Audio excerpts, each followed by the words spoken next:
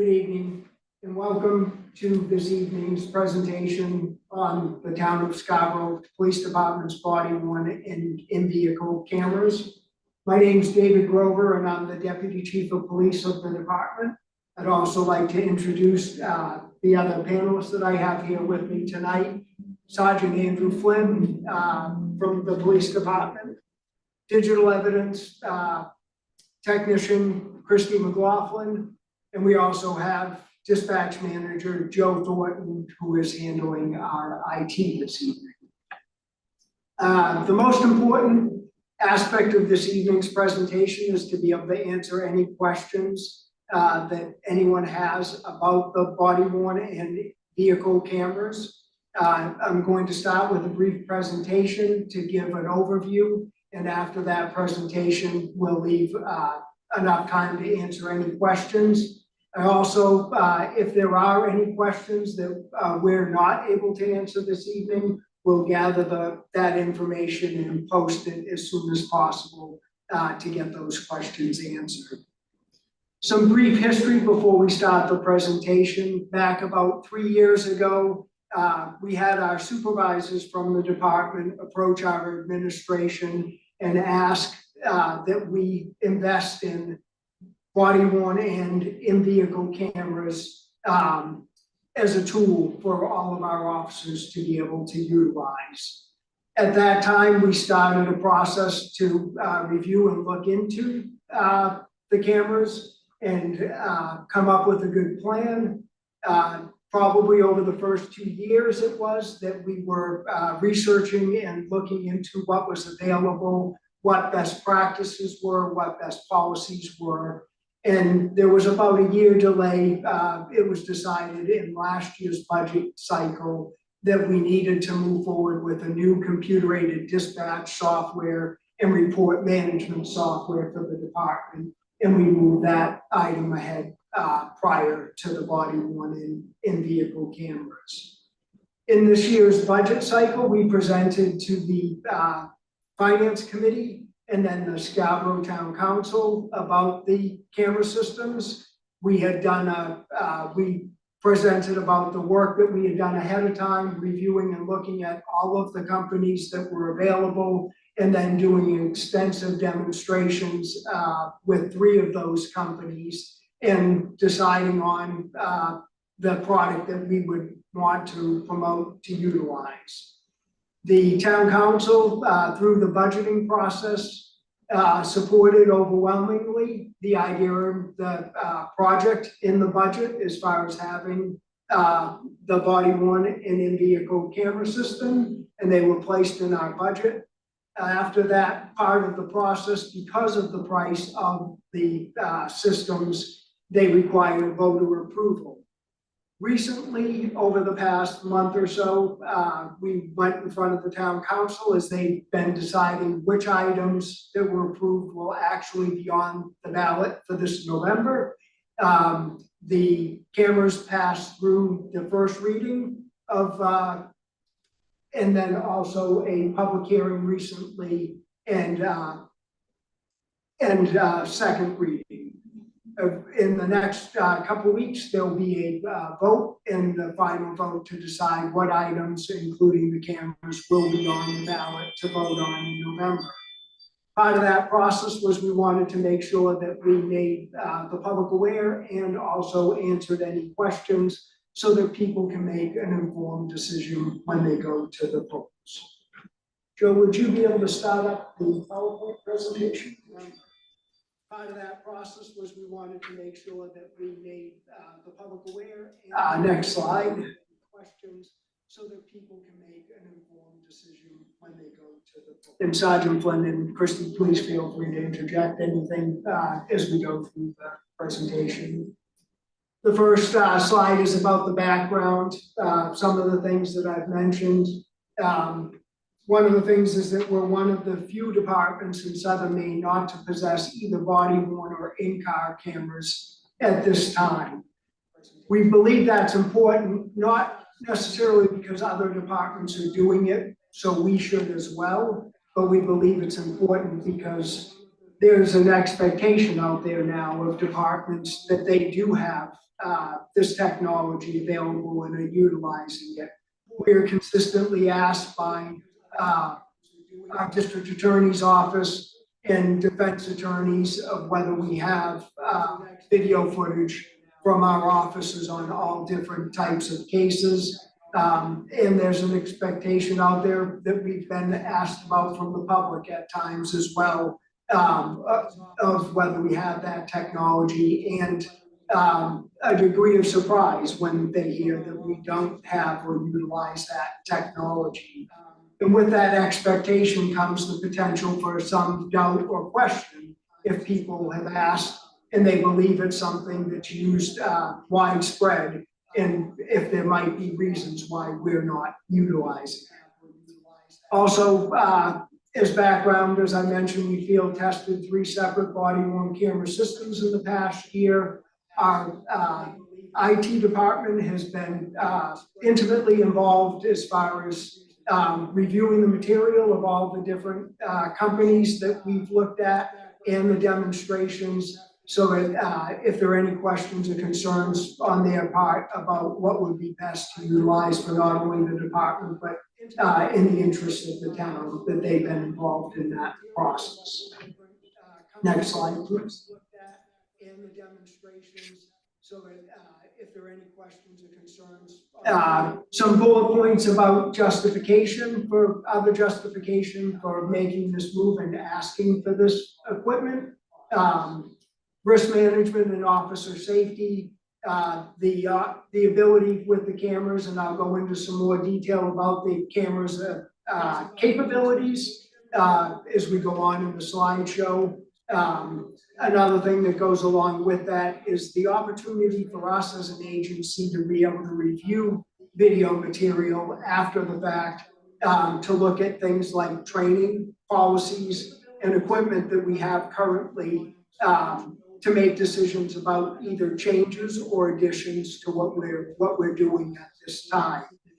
For years now, we've already utilized video that I'm sure most people out in the public have seen from other departments, and that we have training opportunities and online services where we are able to see videos from other departments around the country. And we've used those videos as training tools, things to look at best practices and things to look at what we'll do in the future. Also, the video supports testimony. Our district attorney strongly supports all departments having access and utilizing this equipment. It gives increased transparency with our citizens. Citizens have come to expect that video is available, and even come to expect it's available as soon as possible after an incident takes place. It also assists our supervisors with things like performance evaluations and training, especially when officers first start their career with the department and are with a field training officer. That field training officer can review video and not only see what they've observed themselves, but also have an objective point of view of a video to look at work that the trainee has done and be able to best evaluate that performance. We can review video and not only see what they've observed themselves, but also some benefits of the camera system. Officer safety. One of the things that this camera system allows for is live viewing remotely of the cameras from dispatch or any feed that has permissions to do so. This allows our dispatch, for example, to be much more able to understand and coordinate situations that officers are involved in. The 3 companies that we've done demos with, we've seen, especially with this current product, that if an officer is on a high-risk stop or a high-risk call, and they have access to see what the officer is observing at that time, or at least a portion of what the officer is observing, they're much better able to understand the officer's needs and the degree of risk and what other resources they may need to provide to that officer to stay safe in that situation. And also, as I mentioned, allows the officers and supervisors to review that documentation or digital material after the fact to be able to make sure that the officers and people who are involved were in compliance with our practices and policies. The officers and supervisors to review that documentation or digital. As I mentioned with courtroom procedures that at one time when technology wasn't nearly as good, our district, we had a different district attorney, and our district attorney's office didn't have the same degree of support for these for cameras. Going back to a time 15 or 20 years ago when we actually deployed in-car cameras, there was not a high degree of support from my district attorney's office because of the lack of quality and lack of details in the recordings, where now there is a high degree of support from the district attorney's office when it comes from criminal cases and prosecution. And one of the things that has been mentioned specifically is about domestic violence cases, and that 80% of victims in our domestic violence cases recant their statements before a case goes to trial. And with the video recordings, it gives the district attorney's office a much better chance of being able to still bring those cases forward to protect those victims even when they're not able to do that testimony on their own.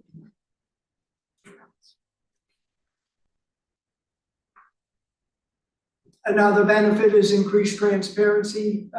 As I mentioned earlier in the history, there's definitely a public expectation now that police departments have this equipment and are utilizing it, and there becomes questions at times when departments don't know why they don't.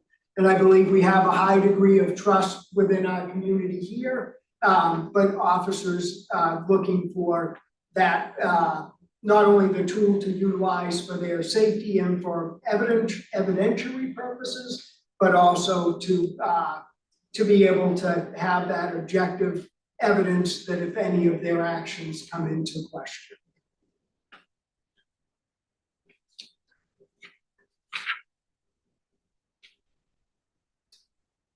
The cameras also assist with employee performance and training. Supervisors have the opportunity to review footage, and there's a list here on the slide of some of the different instances that would be very important. A lot of these types of calls, we already do after action reviews, and we talk to officers and supervisors on scene. Either they informally review these calls or there's a more formal review of the calls.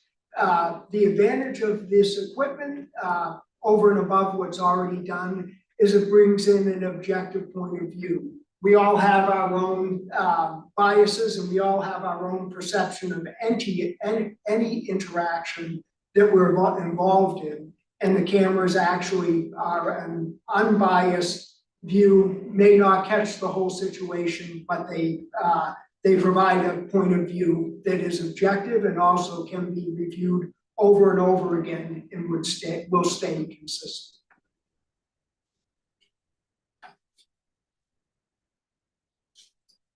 The next slide is a list of agencies that deploy both types of cameras currently. And these are departments around us and around this area, and they're utilizing both in-vehicle cameras as well as utilizing body-worn cameras.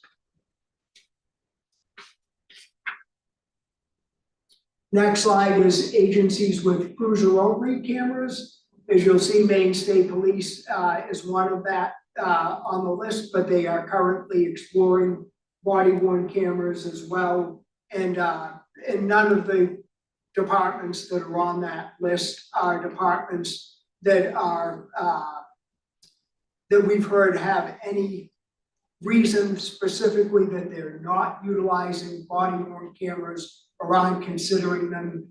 It's only a financial decision if they have not already gone to utilizing both camera systems.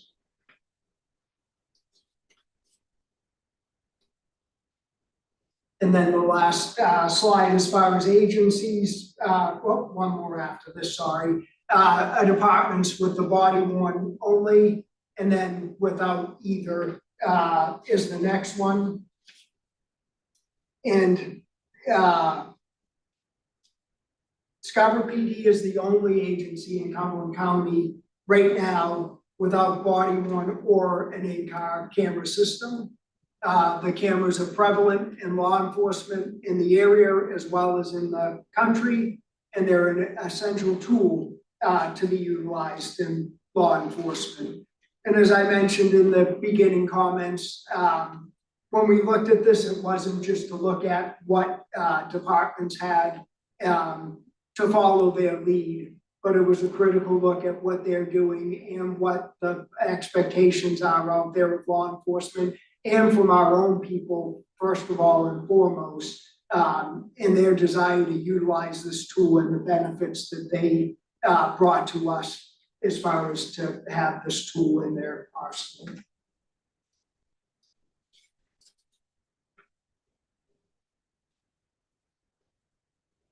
The next slide is the cost of implementation of the program. This is a 5-year purchase program. The only thing that ends after the 5 years is the support for the program as far as the software support. The equipment that we get, we will own. The reason that we looked at a program like this is one of the challenges is technology is changing so quickly.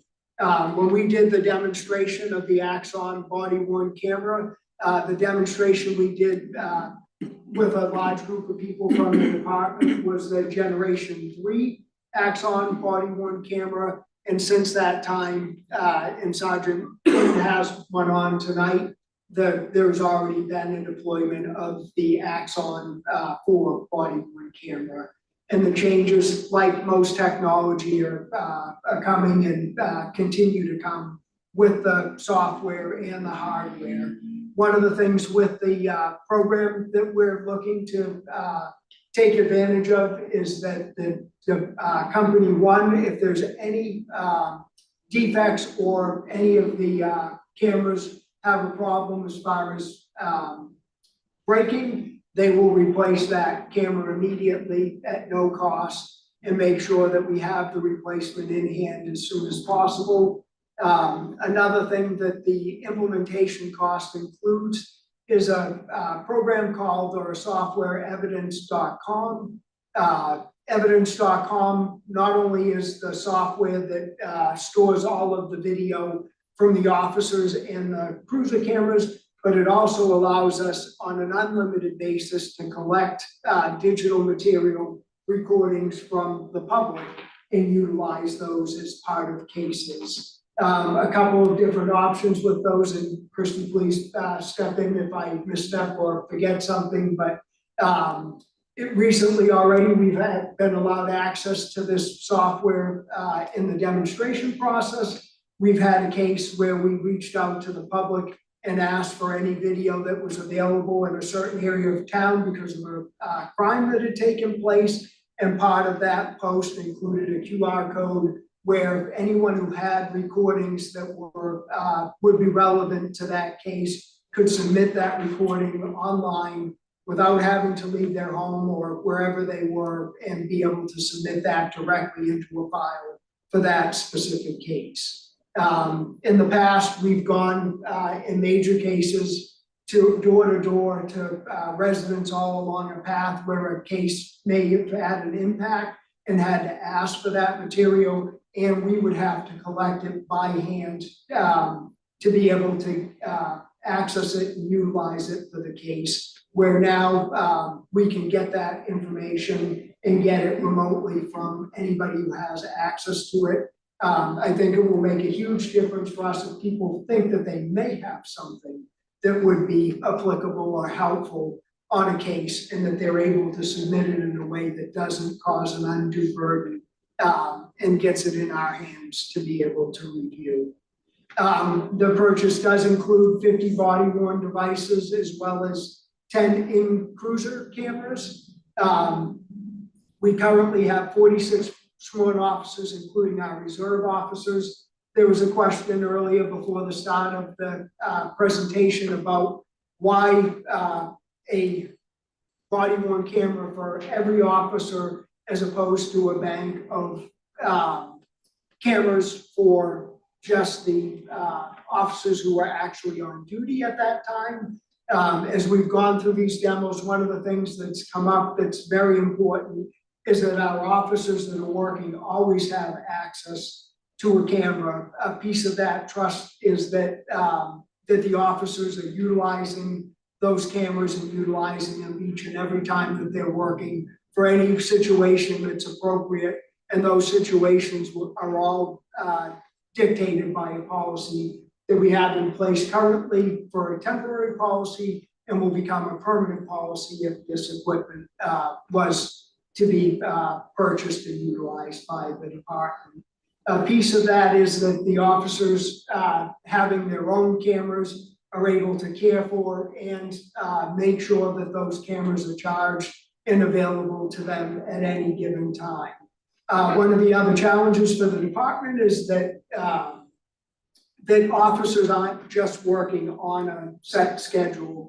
We have officers that work on specialty teams like our SWAT team that could be called out at any given time. So to ensure that cameras are available for all of those officers is difficult. We work outside jobs where not just our patrol division, but our detectives or our patrol officers may be working on duty on those outside jobs with vendors and need those cameras as well.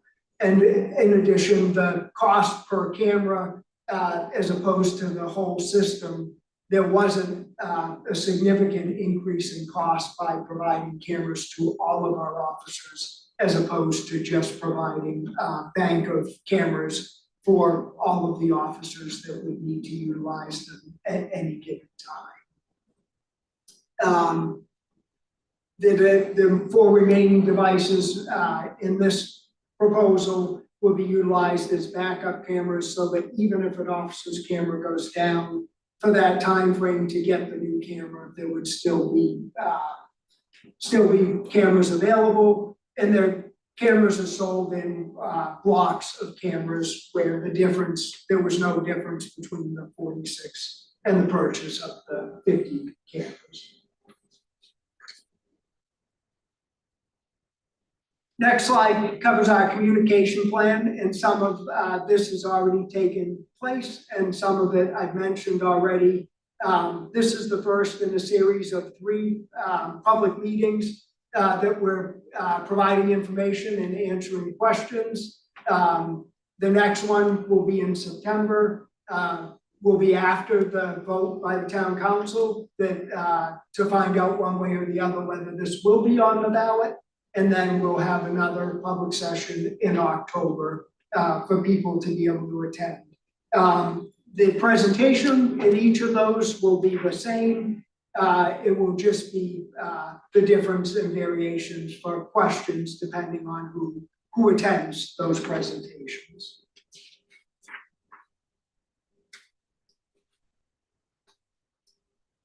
The next few videos are just brief videos from cameras, just to give people an idea of what type of view and what type of video is produced by these cameras. The next few videos are just brief videos from cameras, just to give people an idea of what type of view and what type of video is produced by these cameras. The next few videos are just brief videos from cameras, just to give people an idea of what type of view and what type of video is produced by these cameras.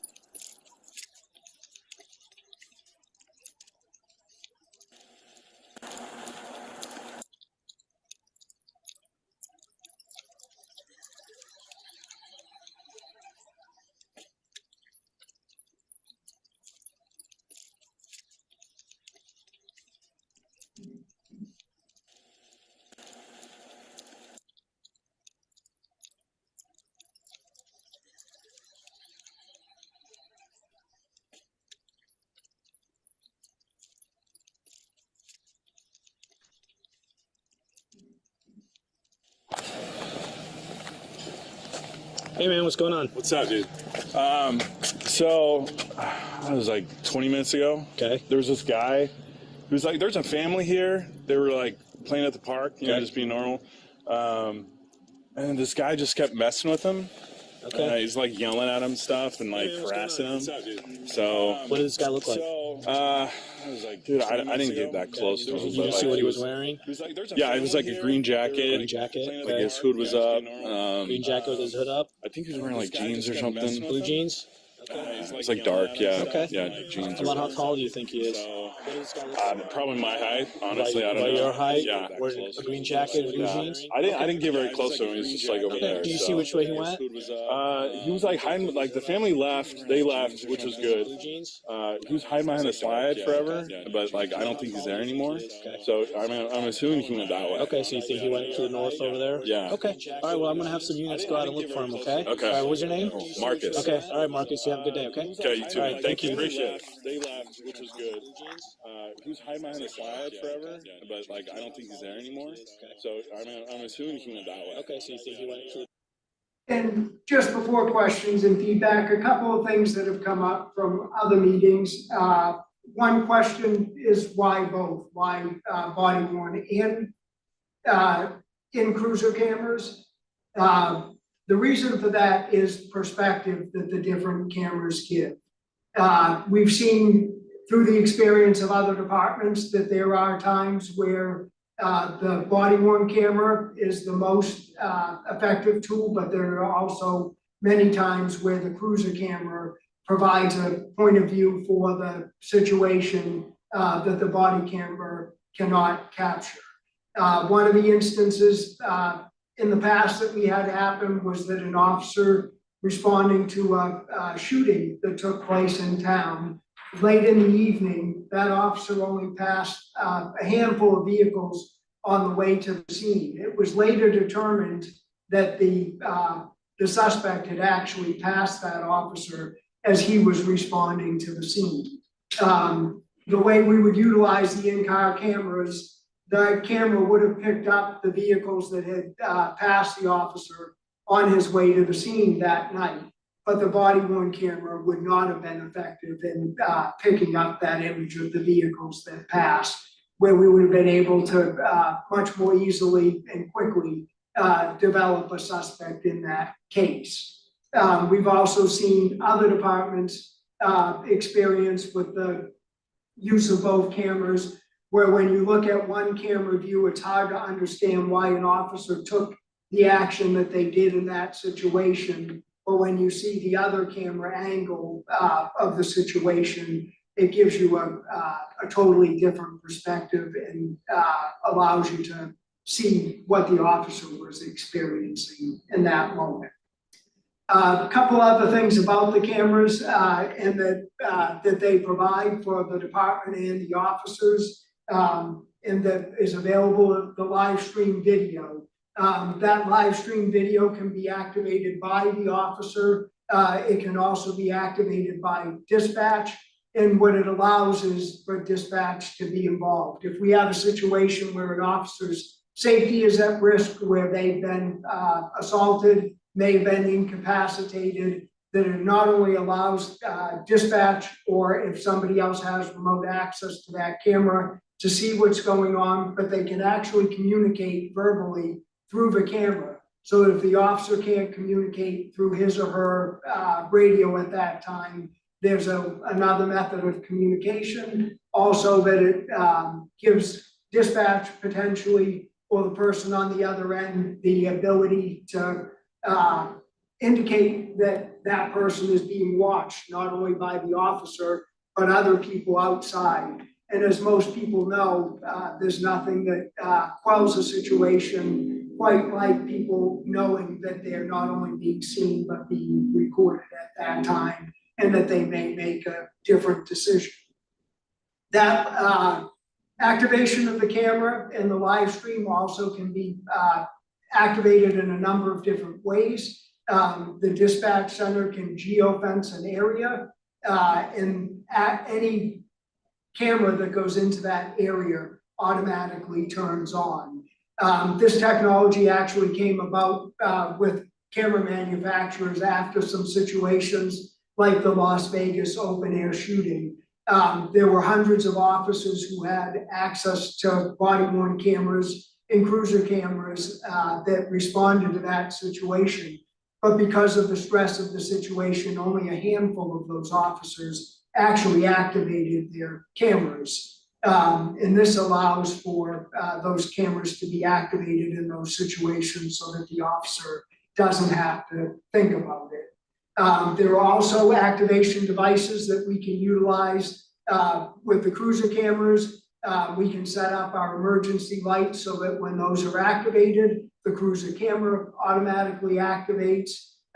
There are guards on the officers' weapons that when they draw their weapons from their holsters, it activates their body-worn cameras. The same with their tasers, and there are others that we could utilize as well, so that there are times when the officers in high-stress situations where their cameras would be so important, they don't have to think twice about utilizing them. The other safety benefit of the cameras is that all of the cameras are GPS enabled, so that dispatch and other officers were able to see at any given time where those cameras are located. So if an officer, as I mentioned before, isn't able to communicate, or there's a situation where their location isn't known, or even they've got into a situation where they're not sure where they are any longer, that dispatch and other officers are able to provide assistance. I know we've had a recent track with demos where the first part of the canine track, we weren't utilizing the technology, and then that afternoon we were still trying to apprehend the person, and it was utilized. And the coordination that took place from dispatch and the ability of the officers to coordinate where their locations were and to be able to apprehend that suspect was at a totally different level than it was earlier that day, with less verbal communication needing to take place and officers being able to respond appropriately just because of the information that they had available to them. Or I should say, what things did I miss? Yeah, I'd like to speak a little bit on behalf of an end user of the equipment. As Deputy Chief Grover mentioned, we did test out several different companies. The reason we chose to go with Axon is because of the ease of use of both the hardware and the software, as well as the quality of the hardware. Some of the other camera systems that we tested out, we had issues with the cameras falling off when officers were running or involved in some type of physical altercation. We found that these cameras not only were very durable and rugged, but they also stayed mounted to the officer's equipment appropriately. I'll let Christy speak a little bit about the software side of things, but we found that Axon's Evidence.com software was by far the easiest for the officers to use, so that they could upload their footage and manage their footage and collected evidence efficiently, so they could spend less time working on reports and more time doing police work. The cameras that we have, as Deputy Chief Grover mentioned, are GPS enabled, and we can live stream them to dispatchers as well as to other officers that have access to that. From a supervisor standpoint, it's a huge benefit to me. During the demo trials of the different companies, including Axon, I have in a real world situation utilized that live streaming feature where one of our officers was not answering the radio, and I was able to stream that right from within my patrol car on my laptop, and I could actually see what the officer was doing and make sure that he was okay when he was on that call. I've used this camera multiple times on canine tracks as a canine handler. The GPS features, in my opinion, is paramount to none. The ability for from an officer safety standpoint, for other officers and dispatchers to see my exact location when I'm out in the middle of the woods in the middle of the night is a huge reassurance for me that everyone knows where I am, and if God forbid something happens to me, that they can get resources to me as well. Also from a tracking standpoint, the ability for other officers and dispatchers to see where I am and what direction that canine track is heading. It allows other officers in the area to start establishing an appropriate perimeter to try to contain that person that we're looking for. As far as the software side of things, again, Axon's software was easiest for us to use. It's very simple for officers to upload that footage from their camera directly into that software, tag it, give it a case number, give it a category so that we know whether it was a use of force incident, a canine track, an arrest, an incident, depending on what it is. And then when Christy goes through as our digital evidence technician to manage all of that, makes it super easy for her to know where to get that footage so that she can upload that evidence to the district attorney's office for them to have for their case. From a supervisor standpoint, for me, even as a patrolman, it's reassurance for me that as long as I'm doing my job appropriately and doing what I'm supposed to be doing, I have nothing to worry about it. It protects me. It protects the citizens in our community. I had an incident where I was involved in a use of force where someone resisted arrest and fought with me. And the person that was with them made a complaint that I had used excessive force on them. As soon as that person realized that entire incident was captured on my body-worn camera, they recanted their statement that I had used excessive force. So that in and of itself is a protection for me, knowing that I did my job appropriately. Once that footage was reviewed, it was confirmed that was the case. So for me, as a user of the software and as a manager and a supervisor of other officers, I feel this is a tool that's invaluable to us from a safety standpoint, from a risk management standpoint, and also from an evidence collection standpoint to make sure that we're presenting the best possible evidence to the district attorney's office so they can successfully prosecute the cases that were submitted. And just to touch base on the software part of it, I know both Sergeant Flynn and Deputy Chief already touched base a little bit on this, but a big part of this is the unlimited storage. And where we are nowadays, a lot of places have 4K cameras. Now those take up a significant amount of storage space. Right now, we're utilizing external hard drives, which are about 8 terabytes.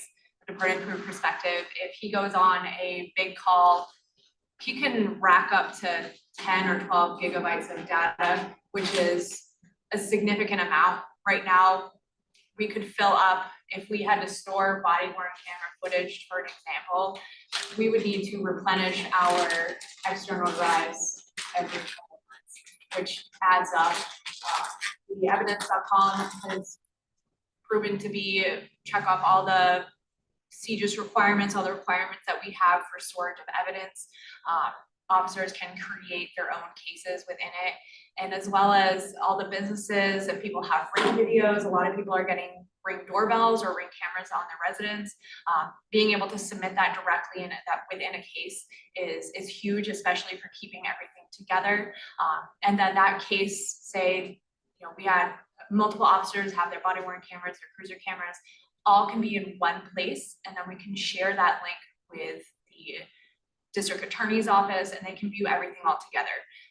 One of the things we're running into right now is maxing out our storage space, and we're having to, or the district attorney's office is having to buy more storage because we're trying to send a large amount of equipment along with other agencies within Cumberland County. Being able to send that link to them will take that factor out completely, and as well as like the community requests. I know that was part of it. We had a couple instances during the trials that we utilized that, and that played a huge role. We were able to link all that information right into that specific case in evidence.com as well. And it's been a crucial part of this as well. One of the other questions that has come up in other forums is, will the implementation of this program cause the need for hiring additional personnel? And that really was the impetus behind the hiring of Christy for her position. Even without the body-worn and cruiser cameras, with video coming in from businesses in town and residents that we gather, with the video that we have just from the building that the district attorney's office requires for any case to be submitted, other digital materials, there was already a need, as well as our reports are now uploaded digitally for the district attorney's office. So there was already a need to have that person, but when we designed the position and looked to fill the position, it was with the idea that if this program was to become a reality, that we would have somebody as well that could manage that for us without hiring additional personnel. personnel. Sure. Yeah. We're gonna do a demonstration of how the live streaming works with the camera. The camera that I have is mounted on my vest. It can easily come on and off. To activate the camera, there's a large button on the front of it. As Deputy Chief Grover said previously, it can also be activated through triggers, whether it be in-car emergency lights, other officers triggering their camera in the area. For instance, if me and another officer are on a call and I draw my firearm or I draw another tool on my belt, it'll automatically trigger my camera, as well as all the officers that are in that area to give the full perspective that Deputy Chief Grover was talking about before. So I'm just gonna step out if you wanna share your screen. I'm gonna turn my camera on and you'll be able to see a live stream of what I'm seeing.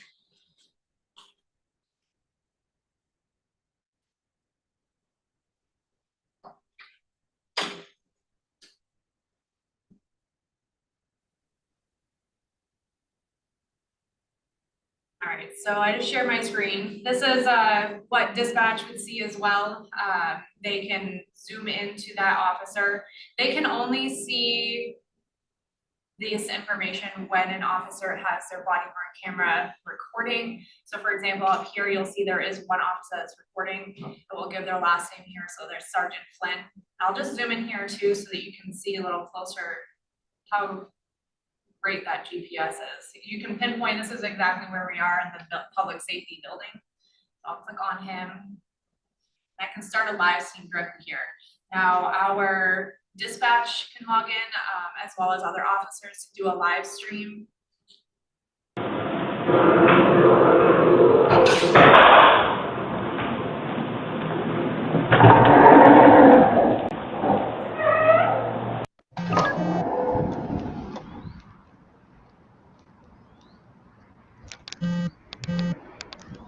So here, so you can see where his GPS is as well. Zoom in a little bit.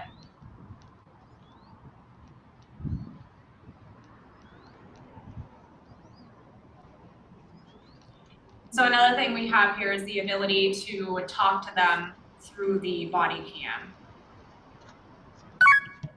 Sergeant Flynn, can you hear me? I can, Chris. I can hear you very clearly. So you can see, I Anyone can like to talk say hello to him Canine by Cooper? holding down here. Hey, buddy. Good boy. Good boy. Come here. Up, up. Up. Good boy. So if for some reason I was incapacitated, Christy would be able to communicate with me directly through the camera to make sure that I was safe. If my radio was inoperable or if I had been injured and not able to access my radio, she would be able to communicate clearly back and forth with me. And dispatch has alarms that will go off during certain times of a call. So for example, if he's on a disturbance call, dispatch has to check on him within a certain amount of time. So if for some reason he doesn't answer and say he can't go, he needs to have something that's hands-free, maybe he's has someone he's trying to put into custody, handcuff them, he's not gonna be able to grab onto his radio in order to hold down, because he would have to hold down his radio to press that to communicate. This gives you the opportunity to talk to him directly. He doesn't have to touch anything, he doesn't have to do anything. All he has to do is use his voice. And that is huge for that aspect of it.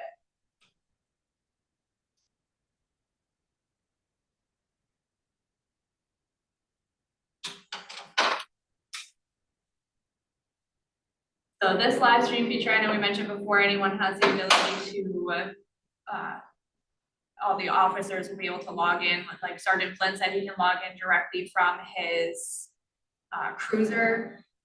Another feature that is beneficial is if we're in a crisis negotiation, we have certain officers who are trained specifically for crisis negotiation. We have our social services navigator as well. Some of those people can also log in, live stream to talk to those people and try and bring them down from a crisis situation immediately instead of the travel time it might take for them to travel to the scene directly. That's just another huge benefit that we have with this live streaming feature. Another benefit to the system as well, there are applications that officers can put on their phones so that they can capture evidence using their cell phones, whether it's still footage, audio recordings, and they can also review their body-worn camera footage directly on their phones. So if for some reason they're out in the field, they want to stay out on the road rather than come back to the station and work on their reports, they can park somewhere and record, view that footage, and type their reports directly out in the field. All of the cameras will sync through Bluetooth to the officer's cell phone. They can upload stuff from their cell phone directly into evidence.com as well. So the interface between everything and the way everything works seamlessly together, that's another reason why we chose to go with Axon, because of the ease of use of what they provided with their system. And to touch base a little bit about the cruiser cameras, I know we only had the ability to trial the body cams. That's kind of the experience that we have using that. The cruiser cameras will the officers have the ability to start and stop a camera directly from their mobile device there, as well as the automatic trigger when their lights go on. There's also a camera that points in behind them where a defendant or suspect might be. If they're transporting, we've had instances where people have tried to either commit suicide in the back seat by wrapping a seatbelt around them. The officers can't see really what's going on other than their rear view mirror because they're watching the road. So they can see the camera directly what's pointing to the back seat as well. So if someone is trying to kick the window out or what have you, if they're doing in the background, the officer can see that right next to them instead of having to either look back, which is a safety problem, or the time it takes for them to look through the rearview mirror, which doesn't, obviously you should be focusing on the road too. And that, even with our old camera system, we were able to experience that once people in the backseat of the cruiser know that they're being recorded at that time, that more times than not, that would adjust or change their behavior at the time, which would be safer for the officer and also safer for the person in custody. Saw the cruiser video footage as well as the body cam footage for thefts. If we have right now, a lot of places we're requiring them to send in CDs because we don't have the storage capacity to store it electronically. They want to be able to utilize it by uploading it electronically. That would save a bunch of storage space physically in our storage evidence. We have to ask people to put stuff on thumb drives as well. And that, again, that's a lot of physical storage that we have to keep, which takes up a bunch of space there. So that unlimited storage would eliminate that, be able to put that information directly into evidence.com without having to ask people, hey, can you download this onto a thumb drive or CD or something along those lines that would require us to physically store it as well. The program also offers a robust redaction tool so that if a portion of a video is not protected by privacy laws, that it much more easily allows us in a more timely fashion to be able to go through that video, redact material that is not available to the public, but then be able to release that material that is public information. And some of that redaction is blurring out faces. You can blur out whole bodies. You can create a size or however, you can create your own boxes to block out certain parts. You can block out voices. You can clip. It allows you to do quite a lot to be able to redact video where it's not always available. Everything is dependent upon the DA's office where the status of the case is. That's a huge part too. But when video is available, we can make those redactions if needed too. So at this time, I'd like to ask, are there any questions about the product or any questions of members of the panel? I know a question I heard at the Summerfest event was, are the cameras always recording? The answer is no. It's not constantly recording from start to finish. The officer, either by automatic trigger or by personally double clicking on the camera, that's when it is recording. They don't record it when they're just walking around. It's recording when they're responding to calls. Again, automatic triggers based on that, but it's not a continuous 100% always recording. And how the officers are using the cameras are dictated, as I mentioned earlier, by policy. That policy is also meets all the standards of state accreditation, so that we are in the process currently of obtaining that accreditation, and the policy that's in place and would be in place if we're successful in implementing the program would meet those standards so that we would help us become. Last thing I would add is if anyone has questions or sees me out driving around and wants to flag me down, I'd be happy to pull over and talk with you and explain the camera, show you the camera, show you how it works, and answer any questions that you might have during that time as well. I want to thank our staff that's present tonight for all of their information and participation in this presentation, and thank you for those who have attended.